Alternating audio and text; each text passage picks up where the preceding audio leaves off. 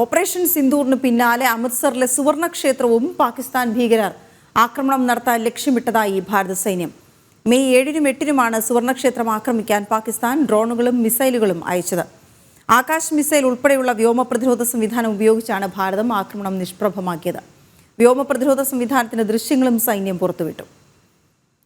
ജിഷ്ണു കൃഷ്ണൻ ചേരുന്നുണ്ട് വിവരങ്ങളുമായി. ജിഷ്ണു, ഓരോ വിവരങ്ങളും സൈന്യം ഇപ്പോൾ പുറത്തുവിടുമ്പോഴാണ് നടന്നത് എത്ര വലിയ ഒരു ആക്രമണമാണ് എന്നും അത് എങ്ങനെയൊക്കെ ഭാരതം നിഷ്പ്രഭമാക്കിയെന്നും അറിയാൻ കഴിയുന്നത്. സൈന്യം വിശദീകരിക്കുന്നത് എന്താണ്?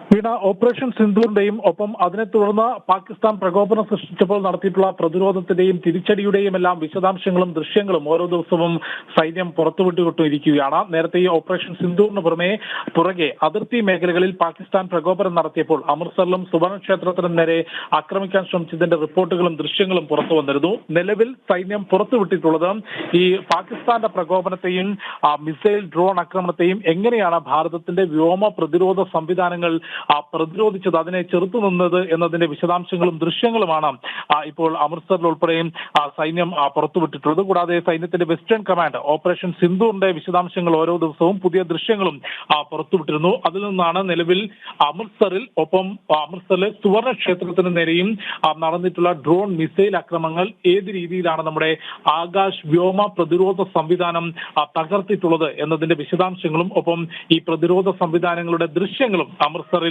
സൈന്യം പുറത്തുവിട്ടിട്ടുള്ളത്. ആകാശ് വ്യോമ പ്രതിരോധ സംവിധാനവും കൂടാതെ S-400 റഷ്യൻ നിർമ്മിത S-400 എന്ന സുദർശന ചക്രം എന്ന് ഭാരതം പേരിട്ടിട്ടുള്ള വ്യോമ പ്രതിരോധ സംവിധാനങ്ങളുമാണ് പാകിസ്ഥാന്റെ ഡ്രോണുകളും മിസൈലുകളും ഭാരതത്തിന്റെ മണ്ണിൽ പതിക്കാതിരിക്കാൻ പ്രതിരോധ വലയം ഒരുക്കിയിരുന്നത്. അതിന്റെ വിശദാംശങ്ങൾ ഇപ്പോൾ അമൃത്സറിലും ഒപ്പം പട്ടാൻകോട്ടിലുമെല്ലാം തന്നെ സൈന്യം പുറത്തുവിടുകയാണ്. അതിലാണ് സുവർണക്ഷേത്രം ആക്രമിക്കാനുള്ള പാകിസ്ഥാന്റെ പദ്ധതിയെ സംബന്ധിച്ച്, അല്ലെങ്കിൽ അത് ആക്രമിക്കാനും ശ്രമം നടന്നിരുന്നുവെന്നും അതിനെ വളരെ കൃത്യമായി ഫലപ്രദമായി പ്രതിരോധിക്കാൻ ഭാരതത്തിന് സാധിച്ചു എന്നുള്ളതും സൈന്യം വ്യക്തമാക്കിയിട്ടുള്ളത്. ലഡാക്ക് മുതൽ ഗുജറാത്ത് തീരം വരെ, ലഡാക്ക്, ശ്രീനഗർ, ജമ്മു കാശ്മീർ, പട്ടാൻകോട്ട്, ഗുരുദാസ്പൂർ, കൂടാതെ അമൃത്സർ, സുവർണക്ഷേത്രത്തിന്റെ പരിസരം, രാജസ്ഥാൻ, ജയ്സാൽമീർ, ഗുജറാത്ത്, കച്ച് തീരം വരെയുള്ള അതിർത്തി മേഖലകളിൽ തുടർച്ചയായി പാകിസ്ഥാൻ 7, 8, 9 തീയതികളിൽ പ്രകോപനം നടത്തിയിരുന്നു. മിസൈൽ ഡ്രോൺ ആക്രമണങ്ങൾക്ക് ശ്രമം നടത്തിയിരുന്നു. വളരെ ഫലപ്രദമായി അതിനെ പ്രതിരോധിക്കാൻ ഭാരതത്തിന്റെ വ്യോമ പ്രതിരോധ സംവിധാനങ്ങൾക്ക് സാധിക്കുകയും ചെയ്തിരുന്നു. വീണ. ഓക്കെ, ശരി ജിഷ്ണു. ഓപ്പറേഷൻ സിന്ദൂറിന് പിന്നാലെയാണ് അമൃത്സറിലെ സുവർണക്ഷേത്രവും പാകിസ്ഥാൻ ഭീകരർ ആക്രമണം നടത്താൻ ലക്ഷ്യമിട്ടതായി ഭാരത സൈന്യം അറിയിച്ചിരിക്കുന്നത്. എങ്ങനെ അവരുടെ ഒരു ശ്രമം ഇല്ലാതാക്കി എന്ന കാര്യം കൂടി ഭാരത സൈന്യം വിശദീകരിക്കുന്നുണ്ട്.